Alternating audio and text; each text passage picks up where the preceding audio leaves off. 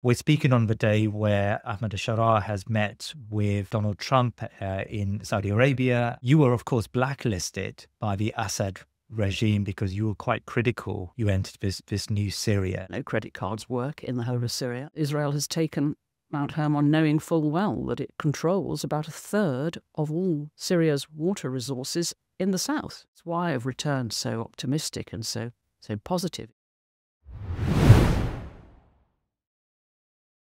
The new Syrian government has had to deal with a bewildering array of internal and external challenges. How it deals with these will determine the future integrity and progress of the country. Today, we welcome back onto the show historian Dr. Diana Darke, who told us previously that she will return back to the country and her house in the old city of Damascus after a period of being barred from entering the country.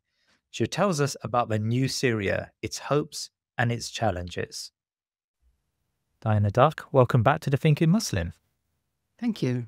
Really wonderful to have you with us. And I know since we spoke last time, you've returned back to Syria, and I've invited you back on the show to really get your first-hand experience of the new Syria, what you saw, your observations, the Syrian people, their psychology at this stage, how they're thinking about the future. We're speaking on the day where Ahmad Al-Sharaa has met with Donald Trump in Saudi Arabia, and there's hope that the Americans will lift sanctions. In fact, there is a very clear statement that they will lift sanctions on Syria. So I want to ask you a little bit about that, but also about your passion, I suppose, which is the architectural sites, the cultural sites of Syria, and some of your observations and updates possibly in terms of your Islam-esque the conversation we had about the architectural qualities of a lot of the buildings in Syria. So let's start really with where we left our last conversation. I think I asked you about whether you had any apprehensions about returning back to Syria. And you were, of course, blacklisted by the Assad regime because you were quite critical of the Assad government. So just tell us, give us when you entered Syria this time round, did that hinder your entry into the country? Yeah, I mean, what a day to be having this interview, as you say, the day that Trump has lifted sanctions. I mean, a day we've been praying for, my goodness, so incredible. And yes, since we last spoke, I have been able to go back to Syria, and I'm so glad I went. It was such an uplifting and inspiring trip. And despite, subsequent, there have been hiccups, of course, sectarian killings, things with the Druze, Israel. I mean, so many problems, which, of course, is what the media so often highlights, that then distorts the overall picture. But I can honestly say, based on my trip, that I did return very, very optimistic. And I'm so glad I took the risk, if you like, of going. As you mentioned, the whole blacklisting thing, I mean, I was nearly not let on the plane at Heathrow. Really? Turkish Airlines, I was flying via Istanbul direct into Damascus airport. Yes. And they said to me, why haven't you got a visa? And I said, well, I'm going to buy it on arrival. And they said, no, you should have an e-visa. So I had this great argument with them, and they had to take it right up to their superiors to eventually, reluctantly let me on the plane. And I thought, my goodness, am I not even going to be allowed to board the plane here in London? Right. But thank goodness, having got to Istanbul, there were no further questions. But when I landed at Damascus, I was prepared. I'd researched it. I knew that you could buy a cash visa in dollars. American dollars had to be cash because of the sanctions, of course. No credit cards work in the whole of Syria. Oh, really? So no, absolutely nothing. No ATMs, nothing with a foreign credit card. Forget it. Everything is cash, and dollars are the most loved form of cash. So I went prepared with all my dollars cash, and I bought. I paid for the visa on arrival, and then at immigration, they said to me, there's a problem. Everyone else was allowed through, getting their visas stamped, and I was held back. And they telephoned their superiors, who telephoned their superiors. It went all the way up. I was taken off to a separate part of the airport to be interviewed by the colonel from HTS in charge of the airport. Right. And he said, look, you know, your blacklisting is coming up on the system, but we don't know the reason. We just know that you're blacklisted. You might be wanted by Interpol. At which point I just burst out laughing. And I said, what, you think I'm some international criminal with an arrest warrant? So I explained the reason for my blacklisting, and I was able to show him my books and say, look, I've consistently been anti-Assad, and that's the reason for it. So he agreed to let me in, but he said I shouldn't really be doing this because we haven't had the all clear from Interpol yet.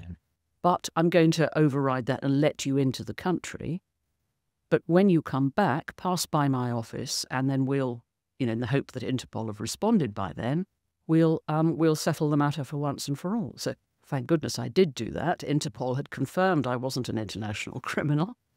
So he said, fine, your blacklisting is lifted and you're welcome back at any time. So alhamdulillah, it was it was definitely worth taking the risk, but I wasn't expecting to be detained like that at the airport. On the other hand, it shows they're doing their job, you know, because they didn't know. Maybe I was some international drug smuggler or whatever, you know, so it shows the system's working. Assalamu alaikum wa rahmatullah. This is your brother Mazen Mukhtar, CEO of Baitulmaal. The month of Dhul-Hijjah is right around the corner with its many blessings. In this month, Muslim families around the world commemorate Prophet Ibrahim alayhi salam and his willingness to sacrifice by offering udhiyah or qurbani. This act symbolizes complete and unwavering trust in Allah and in His commandments, regardless of how difficult a situation may be. This year, Baitulmaal is on the ground, ready to help you fulfill this sunnah in places like Bangladesh and Afghanistan, Yemen, Palestine, Lebanon, Kenya, Sudan, and many other places. Udhiyah is performed between the 10th and 13th of Dhul-Hijjah. All meat is prepared fresh, ready to deliver to families in need around the world. By making your gift today, you ensure that we have enough time to plan so that your gift can reach the beneficiaries in time for Eid. May Allah accept your generous donation. And you know, once you went through this bureaucratic challenge, you entered this new Syria. Now I've been told by many Syrians, many friends, that there is sort of a palpable sense of freedom in the air. People feel that freedom. Is that what you've experienced on your visit? Yes, definitely. Everybody talks about everything. I mean, after all the world's media are allowed in to travel everywhere. Right. Say whatever they like. You know, there is no censorship. There is nobody listening. Really? So no, it is so different. I can't begin to tell you in terms of everybody wants to talk about politics. Everybody has a view about everything. They're not afraid to voice it.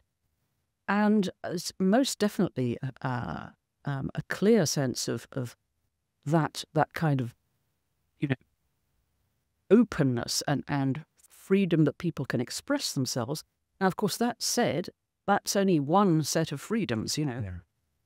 Inevitably, and, you know, bound to be the case, given what Syria has been through in this civil war that's lasted, you know, nearly 14 years, there is also a massive tiredness and worn-outness about Damascus. Damascus is tired. It's exhausted. It needs TLC. You know, there's been no money to look after things, to repair things. So, and of course, money doesn't miraculously pop out of trees just because Bashar al-Assad has gone. You know, in fact, a lot of Syrian charities have said that they're really struggling because so many people in the West who used to donate money think, oh, well, Assad's gone now. That's the end of the problem. I'll stop donating money. Oh, wow. So a lot of Syrian charities have found themselves in difficulties, but economically things have not improved. You know, people are living hand to mouth. You know, 90% of the population remains below the poverty line. So economically, so it's this curious mix of, yes, politically there's freedom, but economically there's huge hardship. And just on the physical level, you know, the electricity infrastructure is shot to pieces from the war. And while I was even there, they managed to increase the power of the grid to get it from 4 hours of electricity a day up to 6 hours, which seems like a miracle. It seems like a real blessing. Back in December, and under the Assad regime, it was still only 2 hours a day. So, you know, and I have a friend who works as a senior engineer in the Ministry of Electricity, and he told me that by the summer, they're hoping to get it up to 12 hours. So that's 12 out of 24 hours. I mean, that will seem like heaven. You know, nobody has been used to that for all these years. People have had to, you know, not rely on the state for all of this. They've all installed, you know, solar power, lighting, and they live differently as a result. So, you know, I was able to stay in my own house again. Wonderful, you know, alongside the family who've been living there for the last 10 years, who are close friends of mine. And, you know, they've learnt, for example, well, they can't have hot showers. Right. So you wash in cold water. You take that as a matter of course. You only do your washing, you know, in the washing machine type stuff that we might over here, you know, run the washing machine, you know, 2 or 3 times a week. There, you know, you save it up and you take it somewhere where it can be done, you know, with somebody you know who's got a bit more power or who's got access to a generator. You know, you adjust your life to fit in with the local circumstances. So in a way that to us seems extraordinary, but to most Syrians has become normal. Now, journalists going and staying in hotels, of course, won't be aware of any of that because all the hotels have got generators, everything seems to be functioning all the time. Yeah. But, you know, living like an ordinary Syrians in my own house, I can experience that, the daily struggle, if you like, just to get the basics like power and water. Yeah. Water, incidentally, is key. You know, Right. when I can't stress that enough. The poor old Barada River that comes down, you know, from the snowmelt runs through the center of Damascus. It's in a bad way. It's filthy. It's polluted. It really needs attention. And there's been no rain. Absolutely no rain. They've never had such a dry spring. Desperate for rain. So water going forward is something that's going to require a lot of management and care. You know, with climate change, of course, you know, there's less snowmelt coming off the anti-Lebanon range. Israel's taken over Mount Hermon, which is all of these issues, politics and geopolitics and climate, unfortunately, all play into the same game. Israel has taken Mount Hermon knowing full well that it actually has controls about 1/3 of all Syria's water resources in the south. I mean, that's massive. Yeah, HTS were a revolutionary group, and there were some concerns initially in December whether the group could transition into an effective bureaucratic state. You know, did you observe? I mean, you've suggested there that the electricity has improved, but did you observe, you know, an effective bureaucracy at play in Damascus and beyond? Well, yes, it's interesting because one of the things I was told on arrival was that the traffic was utterly chaotic, which it is, because there were no traffic police at all. And so everybody just was complete free-for-all. Yeah. And because so many people then suddenly came into Damascus from other parts of the country who, of course, had not been able to travel there beforehand. So there was this huge influx of cars into Damascus. So these were returnees from returnees, Italy exactly, right. returnees who were able to visit their families and everything for the first time. So the traffic police had been sort of disbanded, I gather, initially. But even in the time I was there, you could see it starting to come back. And there were these very smart young men in uniform wearing a sort of black uniform with white ties, proudly directing the traffic very efficiently in the center of Damascus. Right. I went back to the Ministry of Tourism, where I had many contacts 20 years ago, you know, when I first wrote my initial guidebook to Syria. You know, I knew I knew the people there well. One of them is now the deputy minister. He's in the intervening time. He's he's risen up the top, and these are all people who obviously care deeply about Syria. They've struggled, through the chaos of the last 14 years, and are just a bit overwhelmed now. And again, so if you go to the Ministry of Tourism, and it's still in the same building, but you can't go in. There are things like you can't go into the main entrance because it's all kind of blocked off because they're working on something or other. Something's malfunctioned, and so you have to go in this curious way round the back. And having said that, when I finally did get into the building with no appointment at all, I just showed up and said, "Hello, I'm here in the country. I used to know these people and this," and I showed my guidebook and I said, "Can I talk to anybody?" And so they ring up on their walkie-talkie and say, I've got this woman, Dr Diana, they call me. Do you know anything about her? Can we send her up? And so the word comes down, yes, send her up. So I just take myself up into the building, and of course I then start to recognize people sitting there. Anyway, it was wonderful just to sort of catch up with all these people and to hear about their stories. Yeah. And they said, they face, of course, a huge challenge in terms of what Syria's got to do now to get its infrastructure back ready for tourism. And they said that they're initially going to be focusing on Gulf tourism, trying to encourage Arabs from the Gulf and neighbouring countries to come. Okay. They said Europeans, they reckon it's going to take another 5 years until it will be ready for Europeans to come. But who knows? That this was before the announcement about lifting of the sanctions, of course. So things may be a bit faster.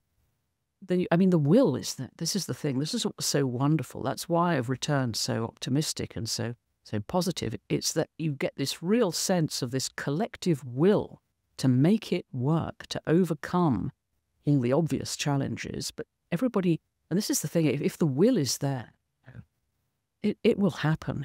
It really will. One very positive story, actually, I want to mention before I forget about it.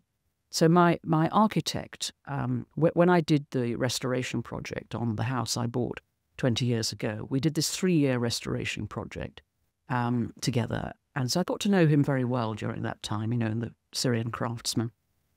When the revolution broke out, he left the country in 2012 with his family and went to Istanbul. He said to me, "Syria is finished. Right. That's it. It's I finished." heard that a lot, yeah. And so he said, "I've got to make a new life in a new country, and I've just got to get on with it." And that's precisely what he did. He went right back to the bottom of the heap, had to learn Turkish, gradually worked his way up. By the end of the period, he had actually set up his own business as a Syrian entrepreneur, as an architect. Now, amazingly, he was there the same time as me. By pure fluke, we were both there at the same time. So we met again in my house, and he said to me, "I'm bringing back my family this summer." He said, "The children," he said, "are like little Turks now, because they've grown up entirely in a Turkish education system. They've lost their Arabic pretty much, and they're going to have to lose a year of schooling to get it back." But he said, better that than to, at least in return, they're going to get a chance to come back to their own country. Yeah. How often does that happen? And this is a guy whose instincts I really trust, and he has a nose for these things, and he sees all the opportunities. He's been 3 times since December, scouting out opportunities, trying to get a sense for what the mood is, where the opportunities are, and he's very positive. And so the fact that he's talking like that, and again, this was before the lifting of the sanctions, he said to me then, even if they don't lift the sanctions, there are going to be so many Syrians like me who want to go back and who will bring their money with them and bring their expertise, and we will help rebuild the country. We feel it as a duty. And so the numbers of people coming back are impressive now. The latest ones I saw was 1.7 million. Wow. Have now returned. From Turkey, from Europe. From Turkey, from Europe, Right. from many places. Yeah. And that number will increase as the country gradually gets itself back onto its feet, as the electricity returns. You've got to have the basics in place before people will come back. but for those who've still got homes to come back to, Yeah. they've already made little sort of recce trips, if you like, to sort of see, to check, to make sure that they could bring their families back safely and start up a new life. But in Homs, I'll just tell you this too, while it's in my mind. Yeah. So on one day, I went out of Damascus with friends to visit other friends in Homs. I'd seen the, Homs was the capital of the revolution. It was pulverized by Assad, by Assad's air force. It was the first place from which the famous green buses took the rebels into Idlib from there. Yeah. It was a complete write-off, Yes. really shocking destruction. And now, so the souks in particular were utterly destroyed. And I was there, when I was last there in 2018, I also went to Homs.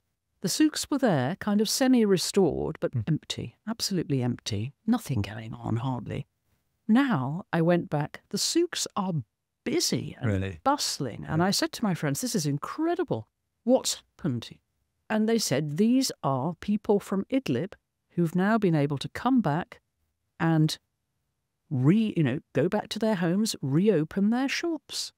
And it's staggering. This is just what people do from their collective will to return and make it all happen. And I was just blown away by that. I thought, wow, this is just a snapshot of what is happening, where people are coming back, from where they were displaced and haven't been able to go for over a decade. So it's a remarkable sight, honestly. It's so inspiring to see this. I mean, how often does it happen that refugees can go back to their own homes? It's almost never, so it's terrific to see. You said in your answer there that there is a recognition that Syria needs to rebuild, and part of that process is to encourage tourism to the country. And they're encouraging Arabs and Gulf tourism to Syria. Many European Muslims, many American Muslims, viewers of this show, would want to visit Damascus. From your perspective, is this the right time to do so? And from a sort of security and safety perspective, are there any challenges one needs to be aware of? To be perfectly honest, no. I think if people wanted to go now, they absolutely could. And if they're Syrian, then they'll probably have a Syrian passport. No problem at all. Yeah. If they're not, then as I said, you buy a visa on arrival. It's interesting. So they charge EU citizens $75 American for the visa. If you're a Brit or an American, then it's $250. US dollars, and that is apparently based on a reciprocity. Right. So it's as straightforward as that. Yeah. But once you're in, I mean, obviously I was staying in my own house, but I did go round and look at the hotels. I was amazed, actually, that the hotels, all the hotels that were there before, most of those are still functioning. They're being run extremely well. They're nearly at capacity. So you've got that sense of foreign people coming in, Arab people coming in, I mean, businessmen coming in, visiting delegations all the time. So you can stay in a boutique hotel in the old city for about something between $100 and $150 a day.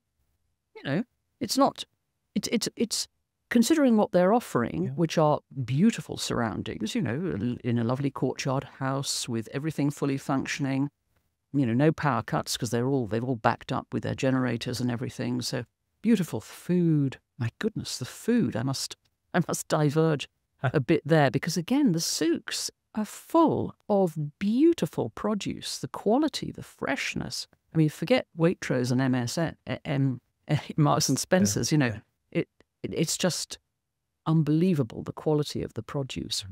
It was the walnut season when I was there. So the fresh walnuts, honestly, straight from the tree. I mean, the quality of the fruit and vegetables, just amazing. Yeah. And I marveled at it to my Syrian friends. I said, how is this even possible? You know, you're in a drought. You've had all these terrible conditions. You know, how do people manage this?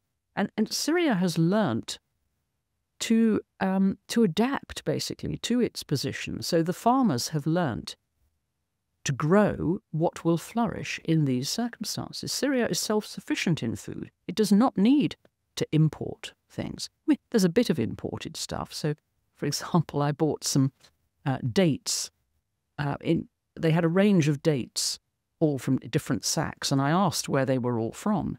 And they were from all over the place, basically, but some of them were from Medina. So I recognized them because when I was in Saudi Arabia last year, it was the first time I'd eaten Medina dates, which are very distinctive. So I immediately recognized them and said, "Are those from Medina?" And he said, yes, you know, from Al-Madina al-Munawwara. I was flabbergasted. So they do import a few things. Yes.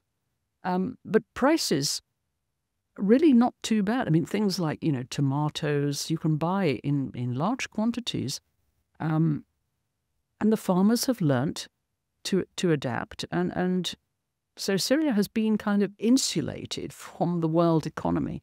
So the fact that Trump initially put sanctions on Syria, which is a complete nonsense, made no impression at all, because Syria didn't have any interactions with America. Yeah. I mean, this obviously, we're in a very fast-moving world now. Things will change.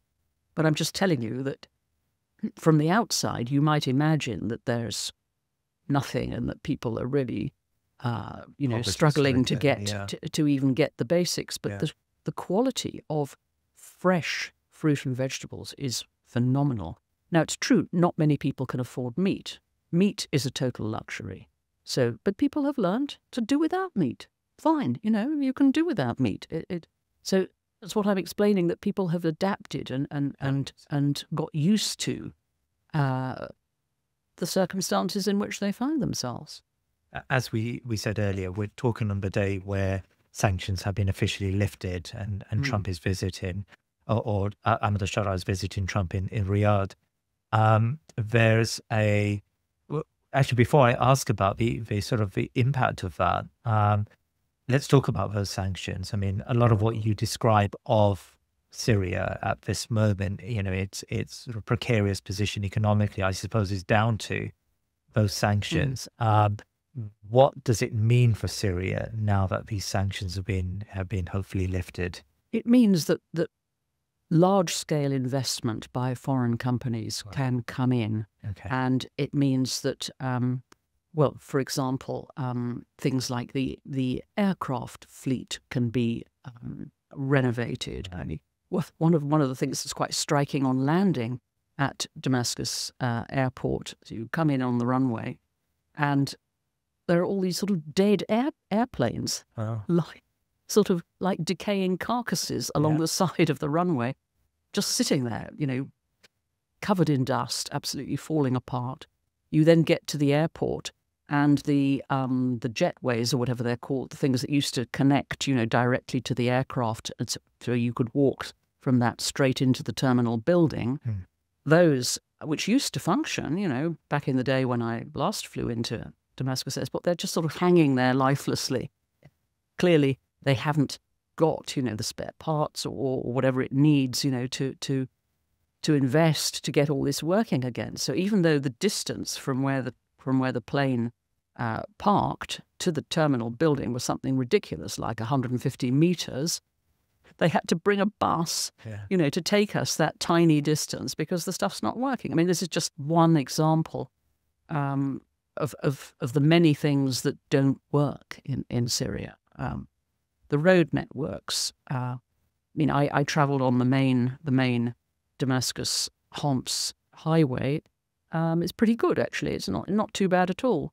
But there are other areas where they will be in need of infrastructure. The train networks will need a lot of investment to get going again. So it will transform things, and once the whole banking system is open to Syria and the world can come in, it will mean that, for example, as I mentioned at the beginning, that credit cards will work within the system.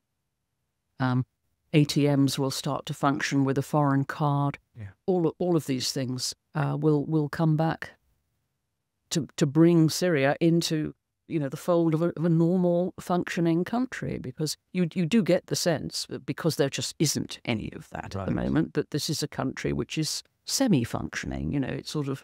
It's eking out an existence on the sidelines of the world's economy, and that's the position it's been relegated to. So all of that will gradually change. It's not going to suddenly, automatically change overnight. It will take time. But they've got some very good people, some really top people. Abdullah al-Dardari, for example, he used to be the Minister of Economy, I'm pretty sure, at one point. During the revolution, he worked in Beirut on a plan to sort of bring Syria back. So all that work has not been wasted. Right. He and other people like him have been brought in to the new administration. Just the other day, Sami al-Khiyami, who used to be the ambassador here in London for many years, they've brought him back in as an advisor into, I think, the Ministry of Industry or something. But I mean, so where they can find people who are highly skilled, technocratic people, they're bringing them in to help, because they know they need this help. So this is not a parochial, sort of a cronyistic type of government. Absolutely not. No. Right. Absolutely not. No. They are very clearly bringing in experts from wherever they can get them, and there are lots of people offering this expertise. Karam Sha'ar is another one, who's now gone. He's now working full time for the new Syria, if you like. It's terrific. I mean, there are so many people who are only too happy to offer their expertise, and the new government is open to that. So it's saying, yes, come, we need you. Yeah. Diana, you know as well as I do that we're going to get a barrage of comments in the comment section suggesting that, we've capitulated we've accepted, a Syria which is now in the pay of the Americans and the Zionists and all sorts of other conspiracy theories. And there is this sort of non-acceptance, I suppose, out there of just how cruel the Assad regime was. You met with ordinary Syrians. Just tell us a little bit about their experience of this last decade under Assad. Well, heavens, I mean, I don't see how anybody can argue in favor of the Assad regime when it became so clear, as all the prisons were opened, in Saydnaya above all, when it became so clear all these hundreds of thousands of Syrians who were detained there simply for voicing opposition, or sometimes with no charge at all. They simply, disappeared, lost their lives, went through extraordinary torture. Right. This was well known, but people didn't dare talk about it. So I've never been in the slightest doubt about the sheer brutality of the regime. Yeah. But of course, it was always very good at putting a face on to the West. There was always this argument, well, it's us or the terrorists. Everybody who opposed them was automatically labelled a terrorist, which was an absurd narrative, really ridiculous. And and it particularly annoyed me as well, the way Assad always presented himself as the defender of the minorities. Yeah. And a lot of people fell for that line. I never accepted that line. I mean, it was simply not true. I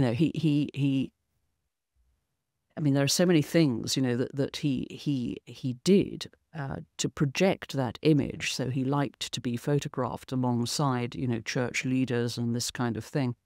But again, it was fake. It was fake. It was all not the true story at all. How do you respond to those who are a little bit uneasy about, Ahmed Al-Sharaa making overtures to the West and meeting with Donald Trump and the optics of that? I mean, explain to me how you would you would express or explain, his predicament, but also what his form of statecraft is about. Yeah. Now, this is such a fascinating question. He is a very complex man, clearly, with an extremely interesting past. Yeah. And again, the Western media focuses exclusively on his jihadi past, the fact that he had links with Al-Qaeda. They try to say he had links with ISIS, and it's true that originally at one point he was allied with al-Baghdadi, but then he changed and he actually fought against ISIS. My own view, and this is based on having watched him very carefully, listened to his speeches, and rather unorthodoxly perhaps, I have seen, because it appeared online, a sample of his handwriting. And I'm a trained graphologist, and I've done work, for the British government in the past on Arabic script, because the principles of graphology apply to no matter what the language. What you're looking at are things which are unconscious in the language. So continuity, stroke, spacing, pressure, speed, all these things which show in which you cannot disguise in your own writing, no matter how hard you try. So I was watching him very closely, wanting to see for precisely this reason, for the same reason, what is he? What is he going to do? How is he going to present himself now?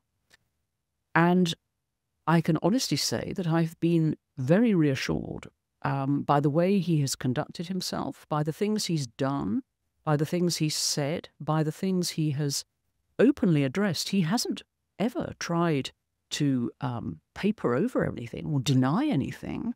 He is, and this is what I see in his writing. And I actually last night on my own website wrote an analysis of his handwriting, because I just thought, I'm taking a different view on this man. A lot of people have written profiles on him and have kind of condemned him a bit as a man who's thirsty for power.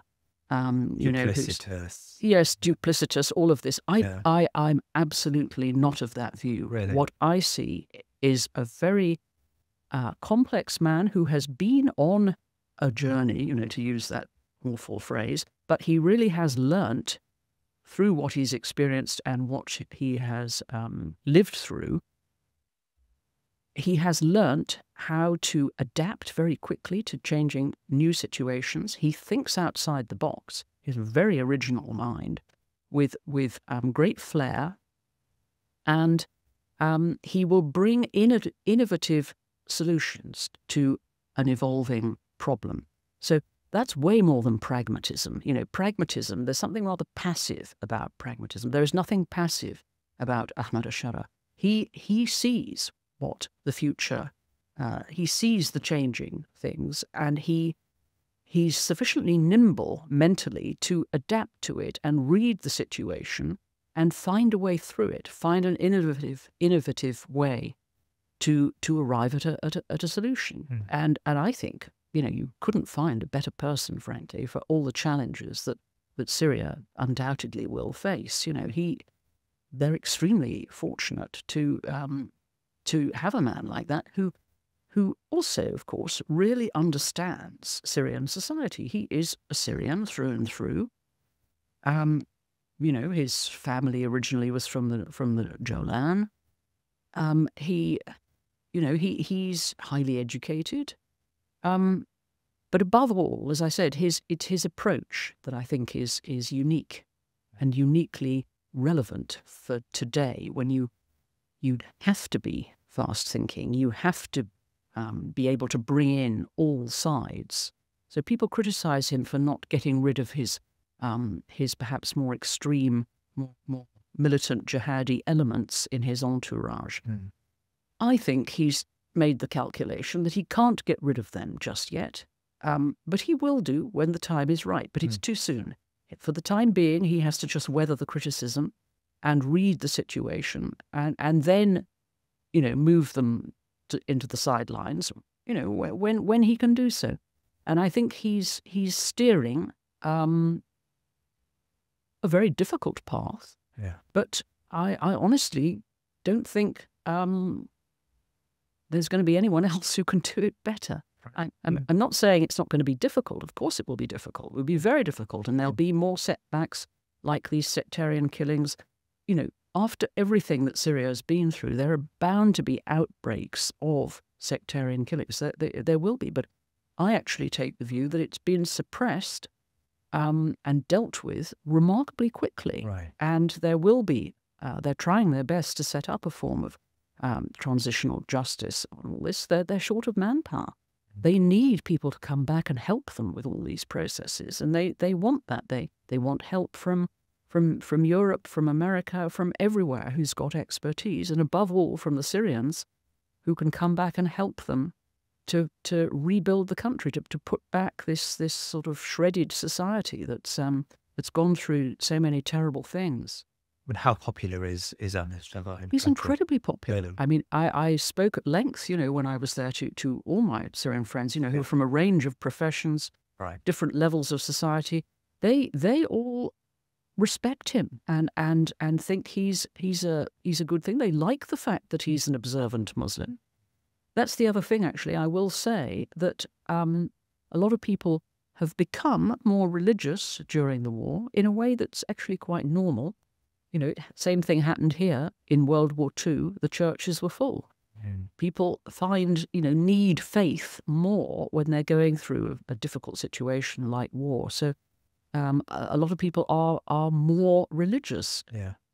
In a way that I find, there's nothing wrong with that. There's nothing extremist about that. That's simply a normal human response to danger and to being in the midst of a war zone. Yeah. So again, I don't feel that's an issue. I mean, after all, Syria is at least 70% Sunni Muslim. Yeah. And a lot of the rest of the population is also Muslim, but from different sects. So and again, the Christians have become more religious. So I was able to attend a couple of church services while I was there. I visited Said Naya Monastery on the way up to Homs. That was Palm Sunday. It was wonderful. I still got the string attached to my wrist here that was put on it by the lady as I entered the church. She said, "This will keep the evil spirits away, and it will channel the positive energy through your left wrist." So it helped you on the underground today. These are things which are shared with Christians and Muslims. So, I mean, I was traveling with Muslim friends. We all went into Sayyid Naya together. We all went into the church service. They were welcome there. That's fine. They've always been like that. In Homs, we visited Zanar Church, which was heavily damaged but has now been rebuilt and restored. There's a well with holy water that gives you extra barakah, if you drink it. So, we all drank it, Christian and Muslim alike. What's the problem? I mean, there's so many shared beliefs and values. That this is what I always loved about Syria. This blend where everybody accepts the other. Let's talk about the cultural sites of Syria and how intact, how damaged, I suppose, are these cultural sites since December, and since the civil war. That's a particular interest of yours, of course. You went to Sayyid Naya, you went to the Umayyad Mosque, Khalid bin Walid Mosque, and some of these are very important cultural sites. Just give us a picture of the state of these sites at the moment. Yes, well, I revisited all the cultural sites in Damascus, and of course people often don't realise that old Damascus was not damaged at all in the war. It didn't suffer any bombing damage at all. It was the suburbs of Damascus that were pulverised by Assad and Putin's air force, right? For being rebellious. But the old city was never bombed because it was never taken over by the terrorists, as Assad always called them. So yes, they're worn out, these cultural sites, but I went to them all. They're functioning, they're staffed, they're selling tickets, just the same as before. They need a lick of paint. They need some attention. Yeah. But they're doing remarkably well. The Azam Palace actually was particularly good in that they've got staff there in all the areas of the different courtyards. The gardens are beautifully maintained and being watered. So, I mean, there are pockets like that. I think they must have started on that one because that is the most visited museum in the whole of Syria. The Azam Palace, which was the governor's palace. It is a fabulous example of Ottoman architecture built in the mid-1700s. It's absolutely stunningly beautiful. And they've got excellent explanatory panels outside each room explaining, exactly what each room's for, how it was used. It's very, very well done. It really is better than the British Museum, which I've just come from. So, but yes, so all the sites there. The National Museum, the Damascus National Museum, is only partly open at the moment. Only the Hellenistic areas are open. They're still working on sections in the Islamic and the Bronze Age section about Mari. All of that is currently closed, but I was assured it will be opening in the coming weeks, and it's clear that they're working on it. The Dura Europos synagogue is still closed there, the reconstruction within the Damascus National Museum. That's still closed, but again, it's intact, it's not damaged, and it will be reopened in the coming months. So I was very encouraged by this. I mean, it's not going to take that much to clean these places up a little. The Museum of Epigraphy, for example, which is a much smaller museum just tucked behind the Umayyad Mosque. All its valuable Qurans are still in the basement of the Damascus National Museum for safekeeping. Right. They haven't come back yet. So it looks a bit of a mess, the sort of showcases are all a bit higgledy-piggledy. And so, but it's basically there, and it's staffed by a very charming and helpful lady. And so that side of things is all working. While I just remember, can I just mention about the banks? Because I've got two bank accounts in Syria, one in Syrian currency and one in foreign currency back from the days when I did my restoration. And so I've still got the little booklet, because it all predated computerization. So I thought, right, I'm going to go into the Commercial Bank of Syria and with my little booklet and see whether they can, just get a sense of how everything's working in there and ask to see my account and what's in it and everything. So I went in there. The building, I can't begin to tell you, is falling down. It's the sign on the street is sort of dangling at an angle. You're going into what looks like a semi-ruined building. Instead of which, this is the Commercial Bank of Syria, opposite the main courthouse, bang in the centre. This ought to be spick and span, but it's actually, once you're inside, it's the same as it ever was, a bit chaotic. I went into the manager's office, and it's being run by a lady in a hijab in front of a very efficient computer system. I came in, and said hello and showed her my booklet, and she sort of looked with disdain at my booklet and said, "We don't use those anymore." Show me the number, So she looked up my account number on her machine and then turned the screen to me and said, "Here's your account. This is the interest you've been earning." They've been paying me 9% interest, but of course the Syrian pound has been crashing. Inflated, So what had been worth, I don't know, $100 or something equivalent all those years ago is now worth something like £1.50 in spite of their 9% interest that they've been paying me. So that was reassuring to know that again, they're on top of it, in spite of these decaying surroundings. There they are with their computer system. And I was in and out of there within 5 minutes.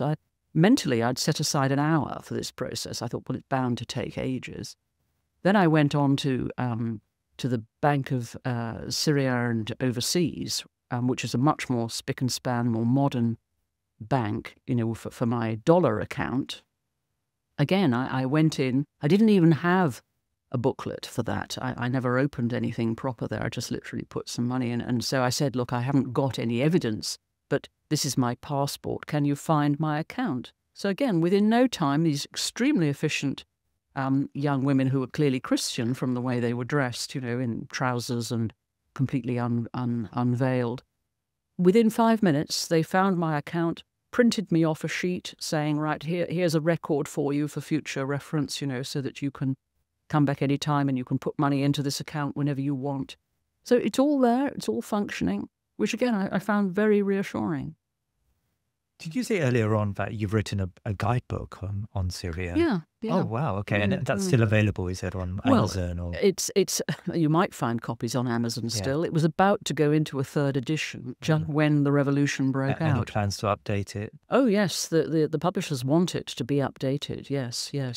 So I will do that at some point, in the coming year or two, probably. Can you give me a flavour of, I mean, if I plan to visit in the next month or two, where should I be visiting? What should be my itinerary, if I may say? Well, are you going to stay just in Damascus, or are you going to venture? Possibly venture out, yeah. Okay. Well, if you're going to venture out, then I would definitely go to Sayyidnaya Monastery. Okay. Go up to Homs and go across to Crac de Chevalier, the Crusader castle. All of that is functioning, and it will give you a sense of the changing landscapes as well in Syria, so that you get a range of mountains, a bit of desert, and also that you visit a sort of more Christian area, so that you can just get a sense of whether you can see any differences, for example. But obviously, if you're only going for a week or so, then really, realistically, you'll probably just stay in Damascus. Right. And all the main sites are within the old city, which is a small area. Right. It's a small area, although you walk a lot. That's the beauty of Damascus. It's flat and it's relatively compact. So you can walk everywhere within half an hour, which is good because you actually get quite fit as you walk around everywhere. It's so much easier and nicer to just walk. So you can walk from the old city. Obviously the Umayyad Mosque is in the old city. Yeah. And then you've got the Christian quarter, you've got the Jewish quarter, so-called, which is where the Armenian churches are as well. And then you've got the old palaces, Beit Nizam, Beit Kuatli, and Beit Sibai, which have all been restored. And the Azam Palace itself, which is obviously the most beautiful Ottoman palace. Right. Just very long opening hours, so you don't have to worry about only being able to visit during a short window. It's open from 9 until 6, pretty much every day. So very easy to visit these places. And food is easy to find everywhere. Everywhere is always open. There is no sort of, you can only get lunch between 1 and 2 o'clock, like in France, where everything shuts otherwise. But so everything is very easy. It's such an easy place to visit and to be, because there's no sense of things being restricted. As I said, life just flows, and people are very free, to do what they want when they feel like it. So, the family who are living in my house, their children leave the house at 7 in the morning to go to school, to catch a bus to go to school. They're back by about sort of 4 o'clock or something. Yet while I was there, we they insisted on taking me out a couple of times to a different part of town, so way out of the old city, because they live in the old city, for them it's a treat to go out of the old city. Yeah. And so you would then go to different parts of Damascus, like Kafr Susa, for example, which is a modern bit of Damascus, where there are a couple of shopping malls and where you almost get a sense of a sort of slight Dubai kind of feel, with ice cream parlours. These places are packed and busy. So I was amazed to see how varied life is, and people have learnt to enjoy themselves. That's the other thing in war. Yeah. You don't know what's coming tomorrow. So you make the most of now and while you can, and you get that sense of sort of acceptance and sort of just joy to be alive, really, which here, in this country, you just sort of take that for granted, nobody thinks like that. So one final question for you, Diana. I know this has been fascinating. It's really, it seems like the country is full of hope, and the people you meet and the interactions you've had, it's, of course, they've been through a horrid decade in a bit, but there's hope there amongst ordinary Syrians. So I suppose from our perspective, how can we help Syria? Of course, many Muslims in this country give generously in charity, and you've just suggested there that maybe less is going to Syria, and I think that's a very that's something that we need to be very concerned about. But beyond charity, how can we help the country? Well, there are many ways, I think. I mean, beyond the actual charity giving, I would encourage people who perhaps used to give money to Syria but have stopped doing so. I would encourage them to continue to give, right? Because it's very much needed. Nothing has miraculously got better overnight. But then there are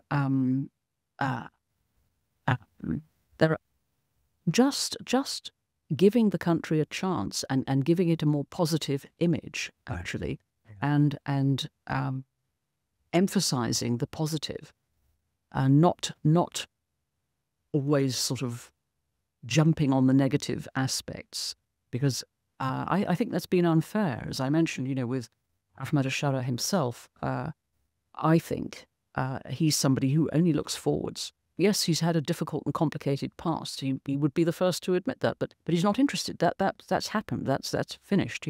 Now the important thing is the future and how to navigate it, and this is what everybody needs to be focusing on. And the Syrians I meet and talk to are very much of that mindset, and it's my observation that Syrians are very creative and innovative people, partly because of geographically where Syria is, that it's always been on this crossroads of civilization, so it's always been multicultural in that way. And a multicultural environment is what stimulates new ideas, different people coming in from all over different parts of the world, bringing their own knowledge and expertise and exchanging it with other people. That's how you get innovation.